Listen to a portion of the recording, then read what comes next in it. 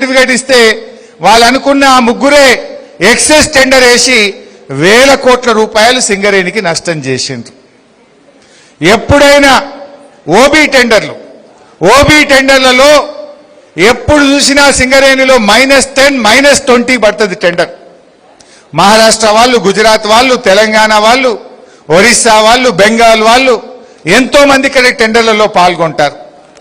కానీ రేవంత్ రెడ్డి గారు వచ్చిన తర్వాత మొత్తం ఆయన బామ్మర్ది సంతం అయిపోయింది. సింగరేణిని ఆయన బామ్మర్ది కప్పచెప్పిండు. ఎవరికి టెండర్ రావాలన్నా రేవంత్ రెడ్డి బామ్మర్ది సృజన్ రెడ్డిని కలవాలి. మొత్తం టెండర్లు రింగు చేసి సింగరేణిని ముంచే కుట్ర జరిగింది. నేను నోటి మాట చెప్తలేను, నేనేమి ఆధారాలు లేకుండా మాట్లాడతలేను. నేను మాట్లాడే ప్రతి మాటకు నా దగ్గర ఆధారం ఉంది. నేను చెప్పే ప్రతి మాటకు నేను కట్టుబడి ఉన్న తప్ప రాజకీయాల కోసం మాట్లాడే ప్రయత్నం అంతకంటే చేయట్లేదు. ఇది ఓపెన్లో బయట లాన్లో పెట్టుకుంటే అయిపోవన్న చెమటలు గారి చచ్చిపోతున్నాం. బయట లాన్లో పెట్టుకుంటే అయిపో అసలు. సరే, అయితే ఈ సైట్ విజిట్ సర్టిఫికేట్ వచ్చిన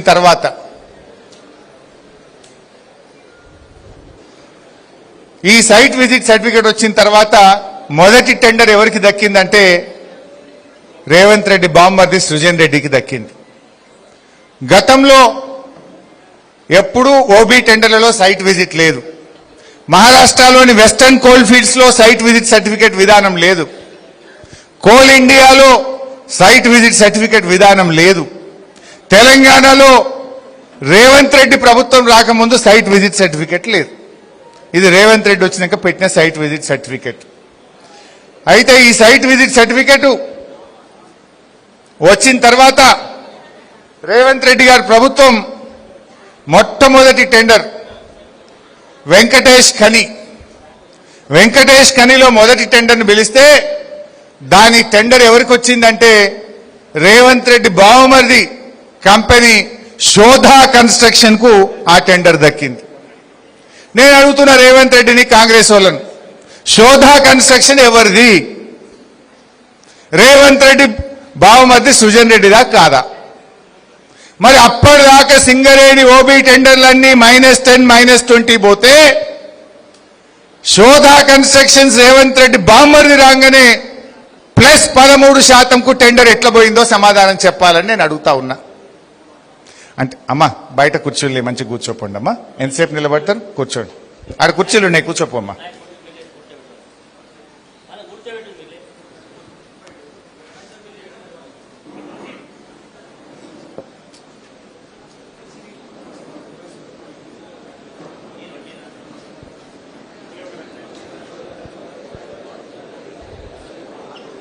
సో ఈ టెండర్ +13% పోయింది.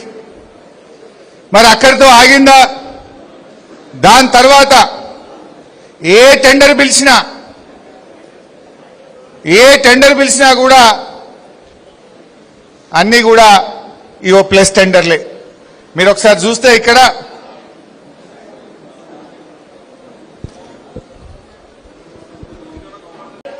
కాంగ్రెస్ ప్రభుత్వం వచ్చిన తర్వాత 25 జూన్ 2024 నుంచి ఎప్పుడైతే సైట్ విజిట్ సర్టిఫికేట్ విధానం స్టార్ట్ అయిందో ఎక్సెస్ టెండర్ పోయింది. మీరు ఇంకా బాగా అర్థం చేసుకోవాలంటే ఫర్ ఎగ్జాంపుల్ ఇప్పుడు వెంకటేష్ ఖని శోధా కన్స్ట్రక్షన్స్ ఇది ఎంత 200, ఈ టెండర్ వచ్చి క్వాంటిటీ వాల్యూ 207 కోట్లు. ఆ టెండర్ ఇక్కడ చూస్తే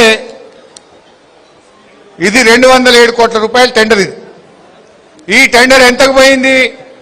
ఎక్సెస్ అటు పోయింది. ఎక్సెస్ 13% పోయింది. ఎంతకు పోయింది?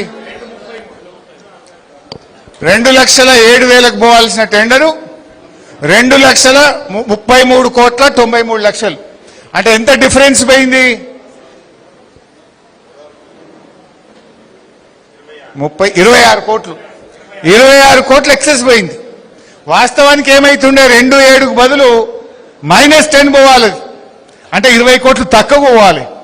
కానీ 26 కోట్లు ఎక్కువ పోయింది. అంటే ఈ ఒక్క టెండర్లో దాదాపు 50 కోట్ల రూపాయలు ఇప్పుడు సింగరేణికి నష్టం జరిగింది. ఇట్లా కొన్ని వందల టెండర్లు చేసిండ్రు. జనరల్గా ఎప్పుడైనా కూడా ప్రతి టెండర్ మైనస్ పోవాలి, మైనస్ పోయే వాళ్ళు ఎక్సెస్ పోయింది అంటే డబుల్ లాస్ కదా.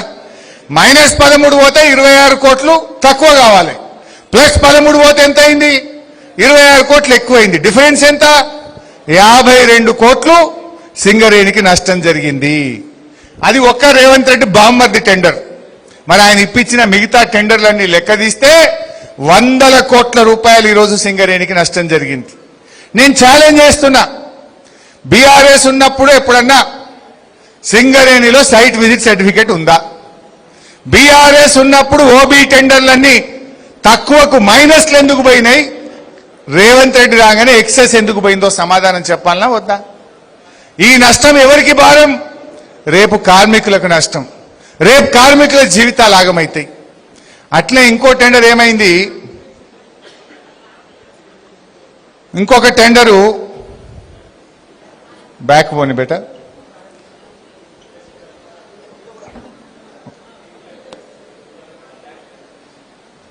ఒకసారి వెనక్కు పోని. ఇంకొక టెండర్ ఏం చేసిండ్రు, శ్రీరాంపూర్ OC2, శ్రీరాంపూర్ OC2 టెండర్ను 7 సార్లు వాయిదా వేసిండ్రు. రింగ్ అయితలేదు, రింగ్ కాకపోతే టెక్నికల్ బిడ్ ఓపెన్ చేసిండ్రు, ఫైనాన్షియల్ బిడ్ ఓపెన్ చేస్తలేరు. సృజన్ రెడ్డి హైదరాబాద్లో హోటల్లో మీటింగులు పెట్టిండు, అది టెండరు రింగ్ అయితలేదు, వేసిన వాళ్ళు ఒప్పుకుంటలేరు, సైట్ విజిట్ సర్టిఫికెట్లు వస్తలేవు. దాంతో 7 సార్లు టెండర్ వాయిదా పడ్డది. ఈ విషయాన్ని మనం బయట పెట్టినాం.